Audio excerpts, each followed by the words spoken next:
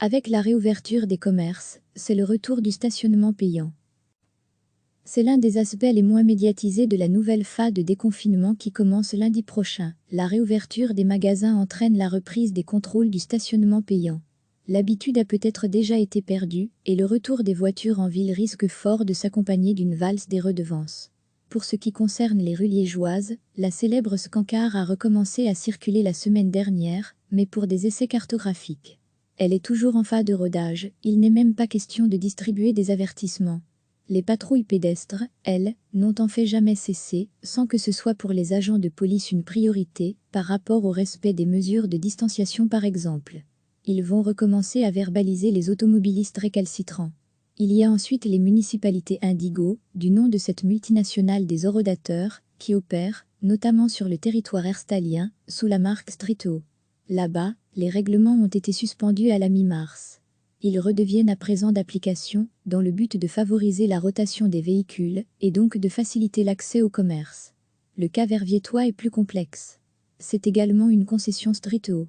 Après une courte période d'interruption, les surveillants percepteurs ont repris du service dans le courant d'avril. L'administration communale le regrette, mais pour l'empêcher, il aurait fallu une renégociation globale du contrat. L'enjeu financier a paru très risqué, au moins, dans la cité lénière, les citoyens ne vont pas être pris au dépourvu par ce début de retour à la normale. Recevez chaque matin l'essentiel de l'actualité. C'est l'un des aspects les moins médiatisés de la nouvelle phase de déconfinement qui commence lundi prochain. La réouverture des magasins entraîne la reprise des contrôles du stationnement payant. L'habitude a peut-être déjà été perdue, et le retour des voitures en ville risque fort de s'accompagner d'une valse des redevances. Pour ce qui concerne les rues liégeoises, la célèbre Scancar a recommencé à circuler la semaine dernière, mais pour des essais cartographiques. Elle est toujours en phase de rodage, il n'est même pas question de distribuer des avertissements. Les patrouilles pédestres, elles, n'ont en fait jamais cessé, sans que ce soit pour les agents de police une priorité, par rapport au respect des mesures de distanciation par exemple. Ils vont recommencer à verbaliser les automobilistes récalcitrants. Il y a ensuite les municipalités Indigo, du nom de cette multinationale des orodateurs, qui opèrent, notamment sur le territoire herstalien, sous la marque Streeto. Là-bas, les règlements ont été suspendus à la mi-mars. Ils redeviennent à présent d'application, dans le but de favoriser la rotation des véhicules, et donc de faciliter l'accès au commerce.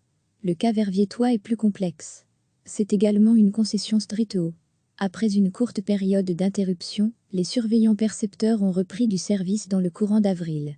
L'administration communale le regrette, mais pour l'empêcher, il aurait fallu une renégociation globale du contrat. L'enjeu financier a paru très risqué, au moins, dans la cité lénière, les citoyens ne vont pas être pris au dépourvu par ce début de retour à la normale. Cliquez sur s'abonner pour recevoir les dernières nouvelles.